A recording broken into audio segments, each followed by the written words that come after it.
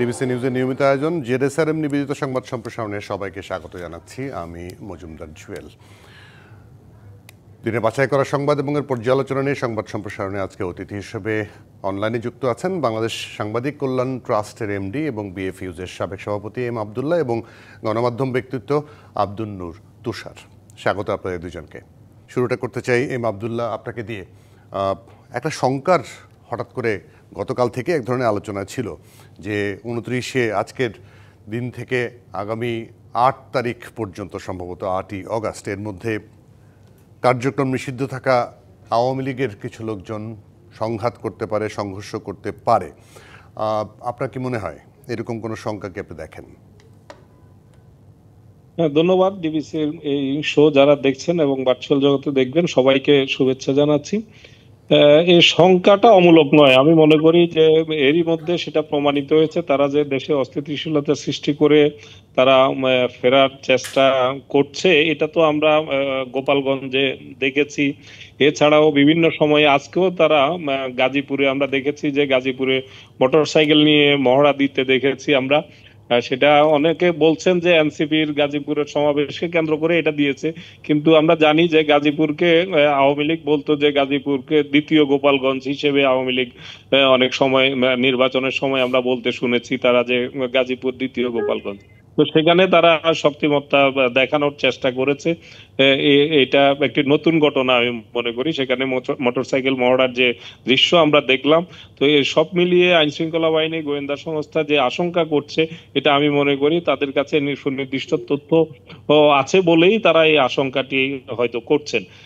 তো এইভাবে আওয়ামী লীগ ফেরার চেষ্টা করে বা তারা আসলে বাস্তবতা হচ্ছে, আমরা দেখেছি যদি আমরা আওয়ামী লীগের রাজনীতির অতীত দেখি, তারা ক্ষমতায় থাকলে তাদের সবসময় তারা আগুন সন্ত্রাসের বিরুদ্ধে কথা বলবে, জ্বালাও পোড়ার বিরুদ্ধে কথা বলবে, হরতালের বিরুদ্ধে তাদের বড়ই তাদের হরতাল অপছন্দ। কিন্তু যখনই ক্ষমতার বাইরে যায় তখনই তারা কিন্তু দেশকে অস্থিতিশীল করার জন্য হেন কোনো অপকর্ম নাই, সহিংসতা নাই, সহিংস কর্মকাণ্ড নাই, তারা করে। তা আমরা সেটা 94-95-তে দেখেছি, আমরা এর পরেও 2006-এ আমরা দেখেছি। তো সেই অভিজ্ঞতা থেকে এবং গোয়েন্দা তথ্যের ভিত্তিতেই নিশ্চয় গোয়েন্দা সংস্থার পক্ষ থেকে অনেকগুলো সতর্কতা, গতকাল এসবির পক্ষ থেকে আমরা যেটা দেখেছি যে তারা সতর্কতামূলক সর্বোচ্চ সতর্কতায় থাকার ব্যাপারে জনগণকেও বলেছে। আমরা আরেকটি দেখেছি যে সরকারি কর্মকর্তাদের জন্য আলাদা একটি সতর্কতা জারি করা হয়েছে। সেখানেও সরকারি কর্মকর্তাদেরকে নানানভাবে সতর্ক করা হয়েছে। বিভিন্ন ভার্চুয়াল প্ল্যাটফর্ম, সামাজিক যোগাযোগ মাধ্যমগুলোতে কোনো রকম ফাঁদে যাতে না জড়িয়ে পড়ে। সব মিলিয়ে সরকার সতর্কতার যে জায়গাটা রাখছে, আমি মনে করি এটা ঠিকই আছে সরকারের জায়গা থেকে। জি, আমি একটু আব্দুন নূর তুষার আপনার কাছে আসতে চাই। সরকারের তরফ থেকে অবশ্যই একটা আইন শৃঙ্খলা পরিস্থিতি বজায় রাখার জন্য একটা তো উদ্যোগ নিয়েছে, কিন্তু একটা মজার ব্যাপার হচ্ছে, আব্দুন নূর তুষার নিশ্চয়ই খেয়াল করেছেন, পুলিশ সদর দপ্তর যে নির্দেশনা জারি করেছে, সাংবাদিকরা যখন আইজিপিকে জিজ্ঞেস করলেন, তিনি বললেন যে আমি এটা জানি না, জেনে তারপর মন্তব্য করতে হবে। কি প্রস্তুতি নেওয়া হচ্ছে এটা আমি জানি না। হয়তো তিনি অবহিত না, হয়তো তিনি অবহিত না বলে তিনি এটা বলেছেন। তিনি এটা বলতেই পারেন যে হয়তো তখনও পর্যন্ত তিনি অবহিত ছিলেন না।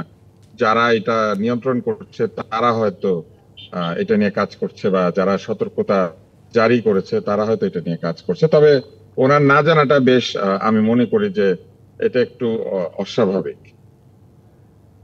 জি, আর আপনি কি কোনো আরেকটি বিষয় আমার কাছে যেটা মনে হয়েছে সেটি হচ্ছে যে যারা সহিংসতা করার এত ক্ষমতা রাখে, তারা শুধুমাত্র 11 দিন সহিংসতা করবে কেন?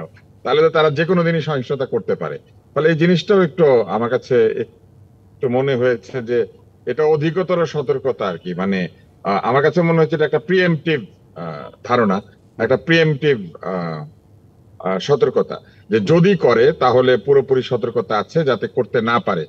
কিন্তু যদি এতই কিছু করার ক্ষমতা তাদের থাকতো আওয়ামী লীগের, তাহলে তারা শুধুই 11 দিন বা 15 দিনের জন্য কেন করবে? তারা তো সবসময় করতে পারে। এটা আমার কাছে মনে হচ্ছে যে একটু প্রশ্ন করা যেতে পারে এই জায়গাটা।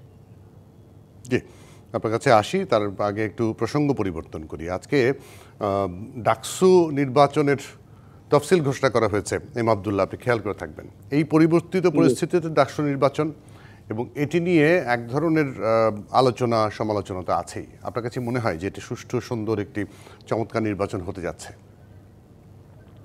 আমি এখানে অনেক চ্যালেঞ্জ দেখছি। আসলে ডাকসু নির্বাচন তো আমরা জানি যে ডাকসু বাংলাদেশ ডাকসুকে দ্বিতীয় পার্লামেন্ট হিসেবে ট্রিট করা হতো এক সময়, কিন্তু দুর্ভাগ্যবশত বা দুঃখজনক ভাবে সেই ঐতিহ্য ডাকসুর আমরা কিন্তু আর এখন কতটুকু আছে সে নিয়ে প্রশ্ন তোলার অবকাশ আছে।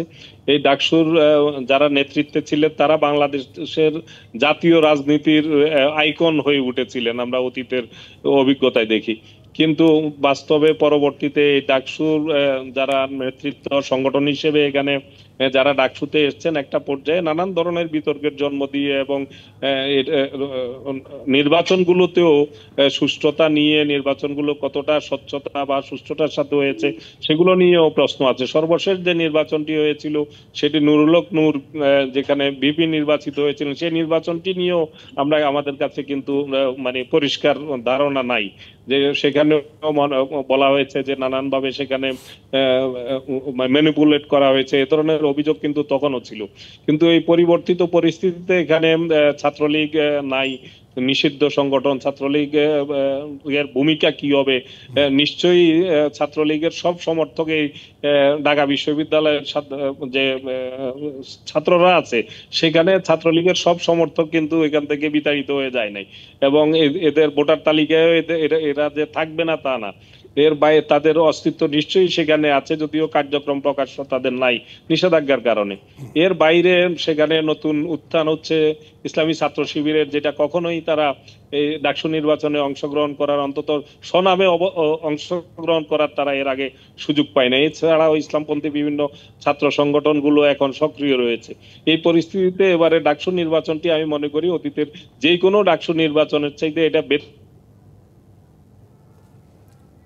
এটা চ্যালেঞ্জ হবে। জি আব্দুল তুষার, চ্যালেঞ্জটা কোন জায়গায় ধারণা করতেই পারি। আমরা প্রত্যাশা করি যে ডাকসুর মতো প্রতিষ্ঠান এটা সত্যিকার অর্থে নির্বাচিত প্রতিনিধিত্বের মাধ্যমে এটি ভালোভাবে আগের ঐতিহ্যে ফিরুক, এটা আমরা প্রত্যাশা করি। কিন্তু সেই প্রত্যাশা কতটুকু পূরণ হবে সেটা নির্বাচন পর্যন্ত আমাদেরকে অপেক্ষা করতে হবে। এবং এই নির্বাচন নিয়েও, জাতীয় নির্বাচনের আগে এই নির্বাচন নিয়েও কারো মধ্যে একটু আপত্তি আমরা এর আগে দেখেছি, যদিও আমি ইদানিং কালে সে ধরনের কোনো আপত্তি তফসিল ঘোষণার পরে আমার অন্তত নজরে পড়ে নাই।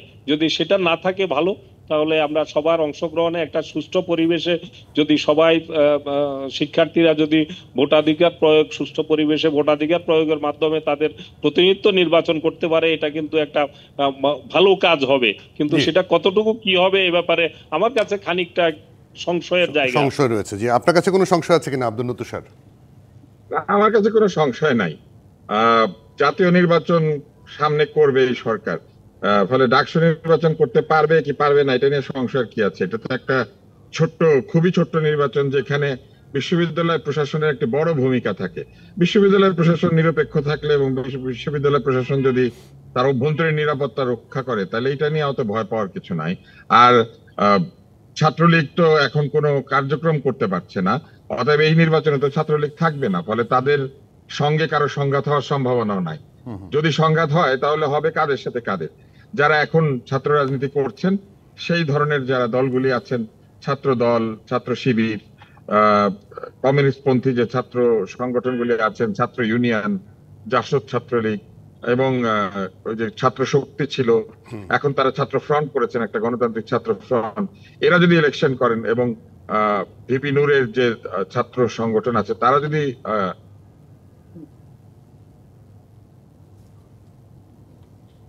আমরা কি হারিয়ে ফেললাম? সম্ভবত আব্দুল তুষারকে সংযুক্তি সামান্য সমস্যা হচ্ছে। আমরা বরং একটা বিরতি নিই, বিরতি নিয়ে একটা জায়গায় গিয়ে তারপর আবার যুক্ত হওয়ার চেষ্টা করি। দর্শক, ZSRM নিবেদিত সংবাদ সম্প্রসারণে একটা বিরতি নিচ্ছি, সঙ্গে থাকবেন। বিরতির পর আবারও স্বাগত। ZSRM নিবেদিত সংবাদ সম্প্রসারণে আমাদের সঙ্গে অনলাইনে অতিথি হিসেবে যুক্ত আছেন এই মুহূর্তে বাংলাদেশ সাংবাদিক কল্যাণ ট্রাস্টের MD এবং BFUs এর সাবেক সভাপতি এম আবদুল্লাহ। আব্দুল তুষার কিছুক্ষণের মধ্যে সম্ভবত যুক্ত হবেন। এম আব্দুল্লাহ, আপনাকে আবারও স্বাগত জানাই। একটু আজকের বিএনপি মহাসচিবের বক্তব্য নিশ্চয়ই শুনেছেন আপনি, যে পিআর পদ্ধতি নিয়ে, নতুন নতুন পদ্ধতি নিয়ে কিছু কিছু রাজনৈতিক দল এক ধরনের দাবি তুলছে। এই কারণে নির্বাচনের এক ধরনের সংশয় তিনি দেখেন। পাশাপাশি তিনি বলেছেন যে এইসব জিনিস বাংলার মানুষ বোঝে না, সেগুলো থেকে ফিরে এসে বরং নির্বাচনের দিকে ফোকাস করতে বলেছেন। আপনি কি মনে করেন? পিআর পদ্ধতিটা নিয়ে আমি আসলে এর আগেও কথা বলেছি, আপনাদের এখানেও বাইরেও কথা বলেছি। পিআর পদ্ধতির বিষয়ে বিএনপি মহাসচিব যে ভাষায় বলেছেন সেটা তো রাজনৈতিক ভাষা, কিন্তু আমার কথা হচ্ছে পিআর পদ্ধতি এবারের জন্য, এই নির্বাচনের জন্য আমি মনে করি যে পিআর পদ্ধতিটা বাংলাদেশের নির্বাচন ব্যবস্থার জন্য একটু খানিকটা ঝুঁকিপূর্ণ। দুই কারণে ঝুঁকিপূর্ণ। এক হচ্ছে যে এই পিআর পদ্ধতিটা মানুষের কাছে, যেটা যেমনটি বলেছেন, মানুষ এখনো পুরোপুরি মানুষের কাছে পরিষ্কার নয়। আর দ্বিতীয় হচ্ছে যে পিআর পদ্ধতিতে পতিত যে আওয়ামী লীগ, তাদের ফিরে আসার একটা ঝুঁকি রয়েছে।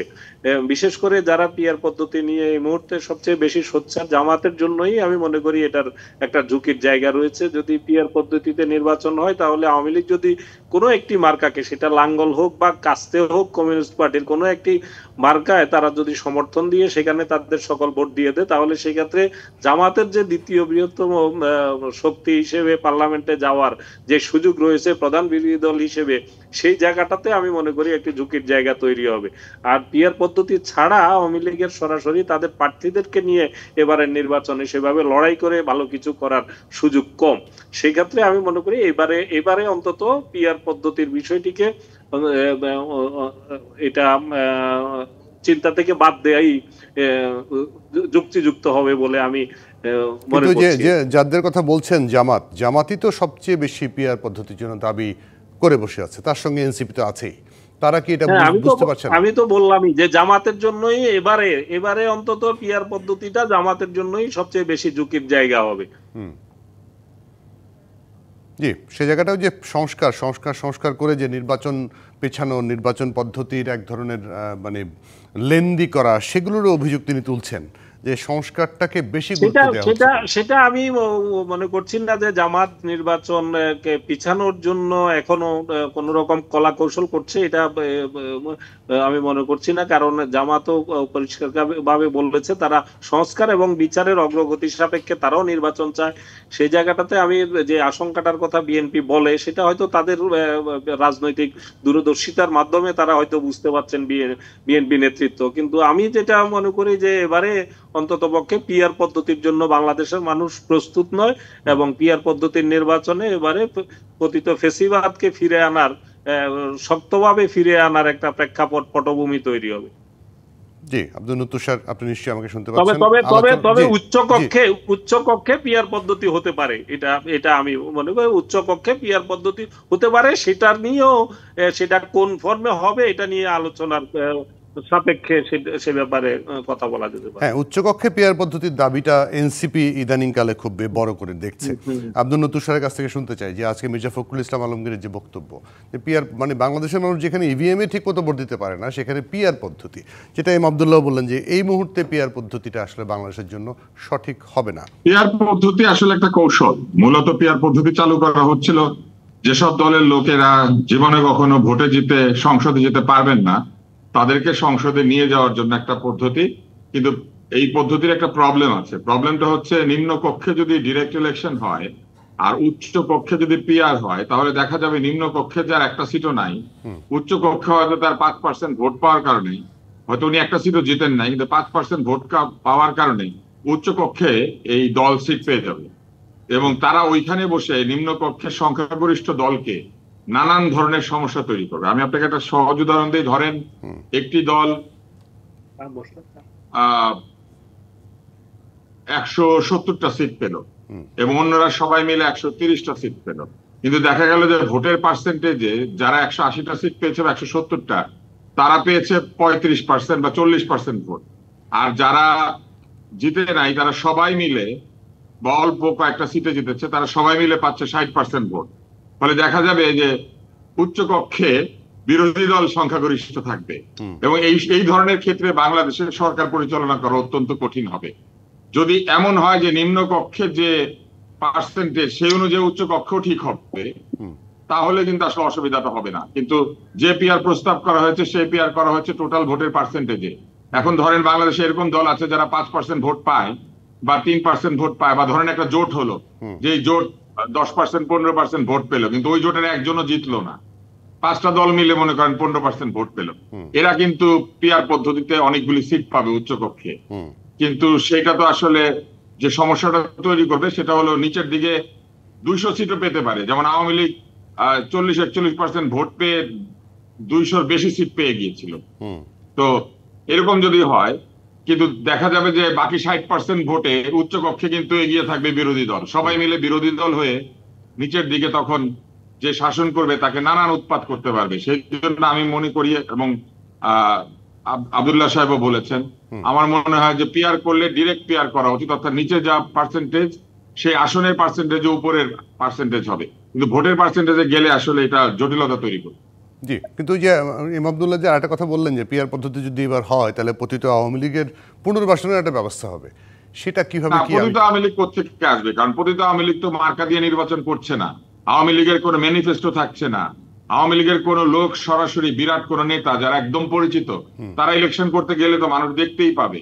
এখন কি আমরা যদি মনে করি যে আওয়ামী লীগের অপরিচিত কোন লোক এসে স্বতন্ত্র দাঁড়িয়ে জিতে যাবেন, তাহলে সেইটা তো যে কোনো স্বতন্ত্র প্রার্থী জিততেই পারেন।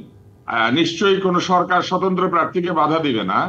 তো এবং স্বতন্ত্র প্রার্থীর যদি অতীত আওয়ামী লীগের কানেকশনও থাকে, সেটা নিয়ে দুশ্চিন্তা করার কোনো কারণ নাই। কারণ অতীত আওয়ামী লীগের কানেকশন আছে এমন অনেক লোক এনসিপিতে আছে, অতীতে জাসদের কানেকশন আছে এরকম অনেক লোক জামাতে আছে, আওয়ামী লীগ করেছে এমন লোক জামাতে আছে, অতীতে আওয়ামী লীগ করেছেন এমন লোক তো বিএনপিতেও আছেন। তো এরা যদি জিততে পারে, অতীতে আওয়ামী লীগ করেছেন কেউ স্বতন্ত্র অবস্থায় আসলে তো সেটা নিয়ে চিন্তা করার কোনো বা দুশ্চিন্তা করার কোনো কারণ নাই। নৌকা প্রতীক নিয়ে আওয়ামী লীগ যদি দলীয় ভাবে আসতো সেটার চিন্তার বিষয় ছিল। কেউ আলপিন মানে কেউ ধরেন বাস মার্কা, কেউ ঘড়ি মার্কা, কেউ দোয়াত মার্কা নিয়ে যদি আসে, এটা নিয়ে তো আসলে মানে সিঁদুরে মেঘ দেখে ভয় পাওয়ার তো কোনো কারণ নাই। কিন্তু জি, সেই জায়গাটায় মানে সিঁদুরে মেঘ দেখে ভয় পাচ্ছেই বা কেন? কারণ একটু শুরুতে যেমন কথা বলেছিলাম মানে এটা কোনো কারণ নাই যে আওয়ামী লীগের অর্ধ নিষিদ্ধ করে রাখা হয়েছে, আওয়ামী লীগের কোনো বড় নেতা দেশে নাই, আওয়ামী লীগের 100-র উপরের নেতা জেলখানায় আছেন যারা এমপি মানে প্রাক্তন এমপি। তো সেই আওয়ামী লীগকে এত ভয় পেলে তো তাহলে বুঝতে হবে যে রাজনৈতিক ভাবে বা জনপ্রিয়তার দিক থেকে এখনো অনেকে সন্দিহান আছেন যে ইলেকশন হলে পরে তাদের চাইতে পতিতরা ভোট পেয়ে যাবেন। এটা তো যদি তারা বলেন তাহলে তো এটা গণতন্ত্রের কথা হলো না। কারণ স্বতন্ত্র প্রার্থী হয়ে কেউ যদি আসে তাকে তো আটকানোর কোনো যুক্তি নাই। ইমাম আব্দুল্লাহ কোনো কিছু যুক্ত করবেন কিনা? আমি মনে হয় বিষয়টা বুঝতে পারি নাই তুষার ভাই যেটা বললেন। আমি যেটা বলেছি সেটা হচ্ছে এবার পিআর পদ্ধতি হলে ধরা যাক যে পিআর পদ্ধতিতে শুধু সেখানে কি হবে, মার্কার মাধ্যমে যে ভোটে মার্কায় ভোট দিবে, কোনো প্রার্থী থাকবে না।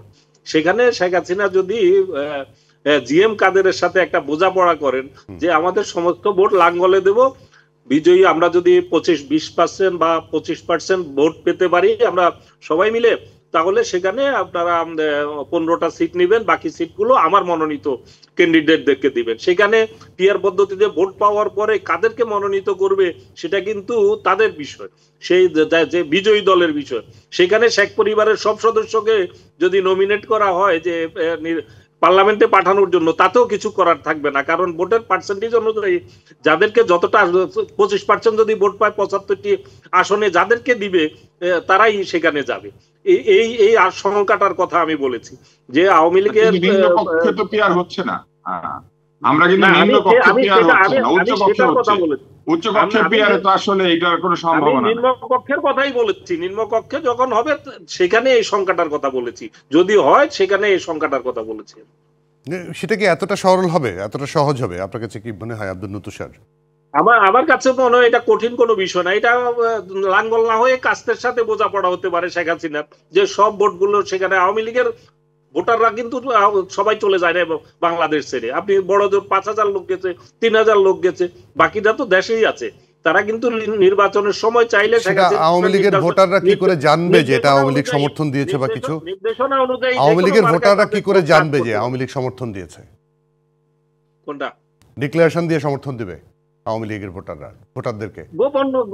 গোপনও দিতে পারে, ডিক্লারেশন দিয়েও ভারত থেকে নির্দেশনা দিতে পারে যে আমি আমার কর্মীদের, নেতা কর্মীদের সবাইকে অমুক মার্কায় ভোট দেওয়ার জন্য আহ্বান জানাচ্ছি, দিতে পারেন, অসম্ভব কিন্তু কিছু।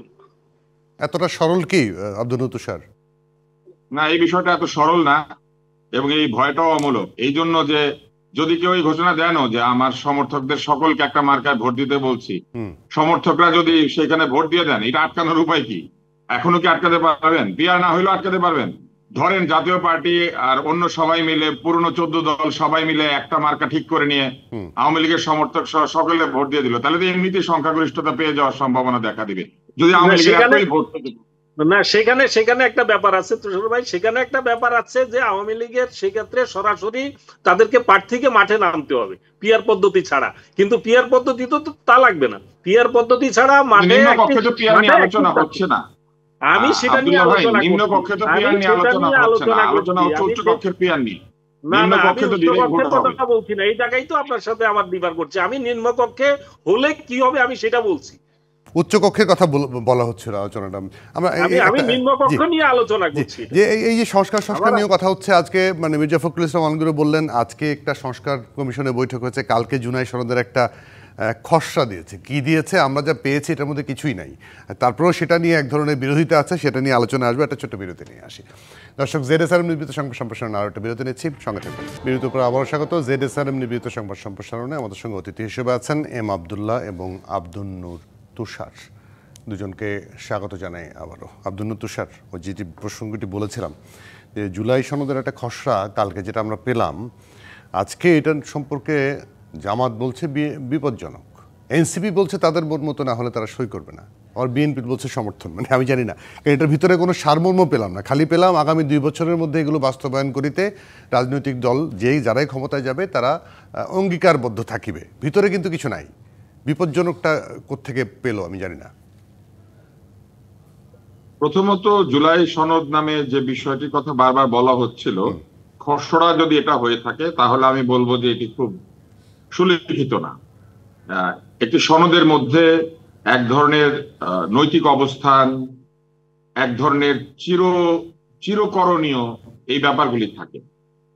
যেমন ধরেন গণতন্ত্রের বিষয়ে মৌলিক অবস্থান, তারপরে নির্বাচনের ব্যাপারে মৌলিক অবস্থান, সরকারের মধ্যে ক্ষমতার যে ভারসাম্য সেই সব ব্যাপারে মৌলিক অবস্থান, এই জিনিসগুলি থাকবার কথা। অর্থাৎ ফান্ডামেন্টাল একটা পজিশন তৈরি করে একটা সনদ। তো জুলাই বিপ্লবের বা জুলাই অভ্যুত্থানের উপরে ভিত্তি করে যে সনদ, সেই সনদ দেখে আমার মনে হয়েছে, মানে খসড়া সনদ দেখে, যেটা মূলত একটা মুচলেখা। রাজনৈতিক দলগুলি একটা মুচলেখা দিবে যে যা যা বলা হয়েছে আমরা তা করিতে বাধ্য থাকিব। এখন কোন রাজনৈতিক দলকে এইভাবে বাধ্য করার প্রক্রিয়াটা আসলে সনদ নয়, কেননা গণতান্ত্রিকতায় রাজনৈতিক দল সবকিছু করতে কারো কাছেই বাধ্য না, এবং রাজনৈতিক দল তার নিজস্ব যে নীতিমালা আছে এবং নিজস্ব যে পদ্ধতি রয়েছে সেই পদ্ধতির উপর ভিত্তি করে, কর্ম পদ্ধতির উপর ভিত্তি করে সিদ্ধান্ত নিবে। আপনার শব্দটা হারিয়ে ফেলেছি, একটু আনমিউট করে নেবেন না, সম্ভবত মিউট হয়ে গেছে আব্দুল নূর তুষার, শব্দটা হারিয়ে ফেলেছি আপনার। শব্দ আছে এখানে, মিউট না কিন্তু। এখন পেয়েছি, বলুন। হ্যাঁ, তো যদি এইরকম হয় যে রাজনৈতিক দলকে বলা হয় যে অর্থনৈতিক নীতিমালা, একটা নির্দিষ্ট নীতিমালা মেনে চলতে হবে, সেটা কেউ মানবে না। কমিউনিস্ট পার্টির এক ধরনের অর্থনৈতিক নীতিমালা, জামাতের নীতিমালা হচ্ছে সুদমুক্ত নীতিমালা, আর বিএনপি একটা মুক্তবাজার অর্থনীতির নীতিমালা হবে। ফলে এরকম যেমন মানানো সম্ভব না, রাজনৈতিক ভাবেও রাজনৈতিক যে মতভেদ সেইটাকে সনদের মাধ্যমে ঠিক করা সম্ভব না। জামাতে ইসলাম সৎ লোকের শাসন চায়, আল্লাহর আইন চায়, বিএনপি একটা গণতান্ত্রিক জাতীয়তাবাদী শাসন চায়, কমিউনিস্ট পার্টি একটা আন্তর্জাতিক যে কমিউনিজমের রীতিনীতি তার উপর ভিত্তি করে একটা শাসন চায়। ফলে এই যে হাতে একটা কাগজ ধরিয়ে দিয়ে যে যাহা বলিবে তাহাই মানিবে, এইটা আসলে সনদের চেহারা হতে পারে না। ফলে এইটা দেখেই হোক বা যে কোনো কারণেই হোক, যারা সবচেয়ে বেশি সনদ চেয়েছিল তারাই বলেছে এই সনদ তারা সই করবে না। তাহলে আসলে এই সনদের কোনো প্রয়োজনীয়তা নাই, নতুন কিছু একটা লিখতে হবে। এখন তারা বসে বসে সেটা লিখুক, কিন্তু সকল রাজনৈতিক দলকে এইভাবে অঙ্গীকারনামা সই করতে হবে, এইটা সনদ না, এটা একটা অঙ্গীকারনামা হয়ে যাচ্ছে, এটা একটা মুচলেখা হয়ে যাচ্ছে। এইটা এক ধরনের প্রমিস করা হয়ে যাচ্ছে। তো এইটা আসলে সনদ হতে পারে না। যাই হোক, এটা নিয়ে রাজনীতিবিদরাই ভালো বলবেন। আমার কাছে এটাকে সনদ মনে হয় না, এটাকে মুসলেকা মনে হয়েছে। 90-এর 3 দলের রূপরেখার মতো অনেকটা নাকি? 90-এর 3 জোটের রূপরেখা কিন্তু এরকম মুসলেকা ছিল না, ওইটা একটা চুক্তির মতো ছিল, চুক্তির মতো। যে চুক্তিতে রাজনৈতিক দলগুলি পারস্পরিক চুক্তি করেছিল। এইখানে কার সাথে চুক্তি হচ্ছে? এইখানে ফার্স্ট পার্টিকে আর সেকেন্ড পার্টিকে, এই চুক্তিটাকে একটা রাজনৈতিক দল আরেকটা রাজনৈতিক দলের সাথে করছে। 3 জোটের রূপরেখা কিন্তু 3টি জোট এবং জোটবদ্ধ রাজনৈতিক দলগুলি একে অন্যের সঙ্গে করেছিল, তত্ত্বাবধায়ক সরকারের সাথে কিংবা বাংলাদেশ সরকারের সাথে করে নাই, কিংবা কোনো কমিশনের সাথে করে নাই। জি, এম আব্দুল্লাহ, আপনার কাছে আসি। যে মানে এই কথাগুলোর আব্দুল তুষার যেগুলো বললেন, আপনি যেটা নিশ্চয়ই দেখেছেন, সেটি সনদটা যে যে বিষয়ে ঐকমত্যে পৌঁছেছে সেগুলো বাস্তবায়ন করতে আগামী অঙ্গীকারবদ্ধ, সেটি সনদ বা আদৌ সনদ হচ্ছে কি? দেখুন, এই সনদটা আসছে কোত্থেকে? এটা হচ্ছে যে জুলাই অভ্যুত্থান, যে আমাদের এত বড় রক্তের বিনিময়ে, ছাত্র জনতার জীবনের বিনিময়ে যে আমাদের যে পরিবর্তন, নতুন বাংলাদেশ, এই বাংলাদেশের সাথে এই অভ্যুত্থানের সাথে একটা জন আকাঙ্ক্ষার একটা জায়গা সংযোগ রয়েছে। মানুষ ফেসিবাদী শাসন, নতুন করে একটি ফেসিবাদের পতন ঘটিয়েছে, আরেকটি ফেসিবাদের উত্থান যাতে না হতে পারে, এই জন্য রাষ্ট্র কাঠামোতে একটা বড় ধরনের পরিবর্তন, বিবর্তন প্রত্যাশা করে। এই প্রত্যাশার জায়গা থেকেই কিন্তু এই সনদের প্রশ্নটি আসছে।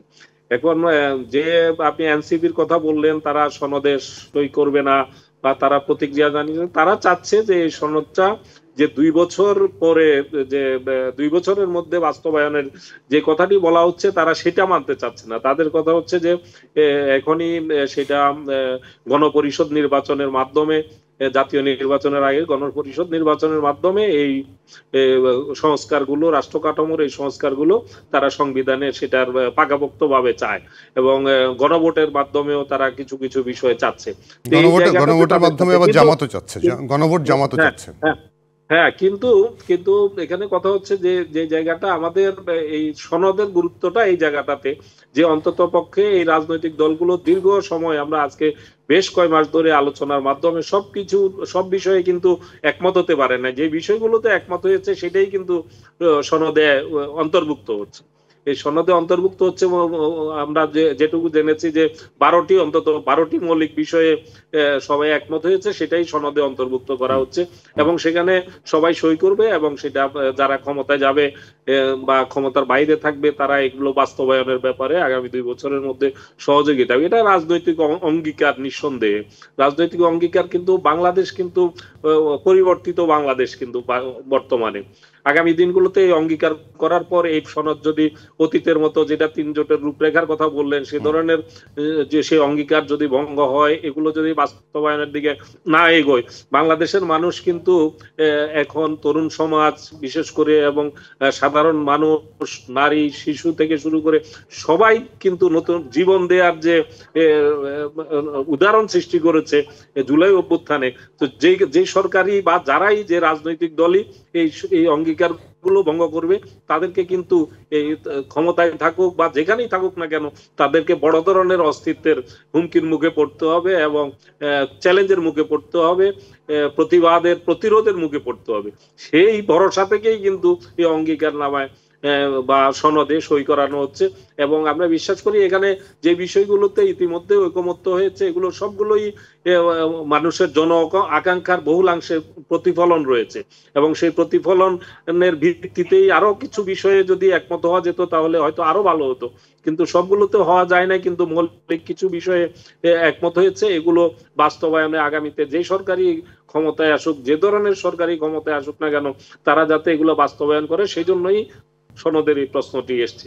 লেমেনের মতো একটা প্রশ্ন করি, যে সংবিধানের এত এত বড় বড় বিষয়গুলো পরিবর্তন সাধারণ মানুষ কটা লোক বোঝে আসলে? আপনি যে বললেন জন আকাঙ্ক্ষা, সাধারণ একেবারে লেম্যানরা কিন্তু বাংলাদেশের রাজনীতি ক্ষমতা এগুলা বাস্তবতাটা আপনি যদি দেখবেন, প্রত্যেকটি নির্বাচনেই, প্রত্যেকটি সরকার পরিবর্তনেই একেবারে লেম্যানরা কিন্তু তারা কিন্তু আপনি দেখবেন যে রাজধানীতে কি ঘটছে তার সাথে তারা কিন্তু গা ভাসায় অনেকটা।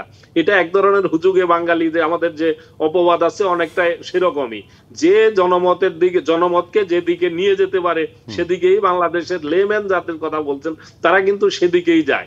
সেটাই অতীতেও ঘটেছে, ভবিষ্যতেও ঘটবে। জি, আমি এই জায়গাটা আব্দুল নতুন লেমেনের মতো আবারও একটা প্রশ্ন করি যে বাংলাদেশের মানুষ আসলে 2-3 বেলাতে একটু ভালো মতো খাওয়া, ঠিক মতো থাকা, শান্তিপূর্ণভাবে বসবাস করা এবং মাস শেষে কিছু টাকা পয়সা আসা, এগুলোই তো চিন্তা করে বেশি। তার সাথে সংবিধানে কি পরিবর্তন হলো, কে প্রধানমন্ত্রী 10 বছরের বেশি থাকলো, এগুলো কি তাদের খুব বেশি চিন্তার বিষয়?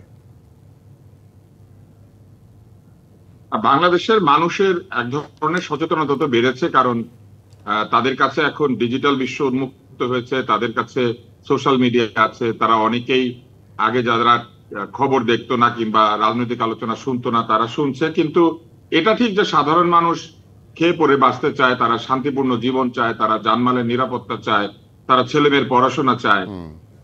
ফলে এই যে কঠিন রাজনৈতিক মারপ্যাচ, এগুলিতে তাদের আগ্রহ আসলে আগেও কম ছিল, এখনো কম আছে। তারা মূলত চায় যে তারা যাকে ভোট দিবে সে ভালোভাবে দেশ শাসন করবে এবং দুর্নীতি করবে না এবং তাদের জন্য ভালো কাজ করবে। তারা চায় যে তাদের বাড়ির সামনের রাস্তাটা পাকা হবে, তারা চায় যে তাদের এলাকাতে পানি সরবরাহ হবে, তাদের এলাকাতে স্কুল কলেজ হবে। মানে তারা মূলত দেখতে চায় যে তাদের জীবন মানের উন্নতি হচ্ছে। এছাড়া এত রাজনৈতিক প্যাচ, এত রাজনৈতিক বিষয়াবলী, এগুলি আসলে মানুষ আগেও বুঝতো না, এখনো কম বোঝে।